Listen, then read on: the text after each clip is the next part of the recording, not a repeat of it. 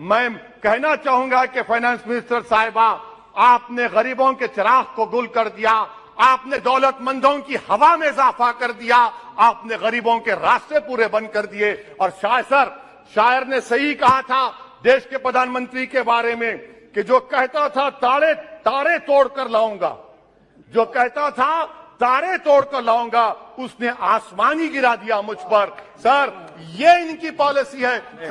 देश की माएं आपसे सवाल कर रही है मोदी सरकार से कि उज्ज्वला योजना के सिलेंडर जो 2015 में कीमतें थी वो डबल हो गई, आज वो कीमतों को सिलेंडर को रिफिल नहीं करा सक रही है। सर, वो आज गरीब घरों की महिलाएं देश के प्रधानमंत्री से सवाल कर रही हैं कि जो कॉस्ट ऑफ बेसिक ग्रोसरीज था वो 68% इजाफा क्यों हो गया, मोदी सरकार को उसकी खबर है या नहीं। आज इस देश का मजदूर मोदी सरकार से सवाल कर रहा है